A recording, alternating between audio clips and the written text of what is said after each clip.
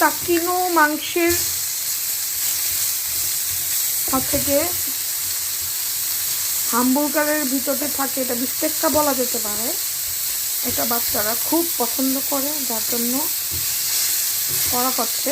বাচ্চারা স্কুল থেকে আসলো, এই যে কোনো মশলা দেয় নাই, হালকা একটু মশলা দিলাম আর কি।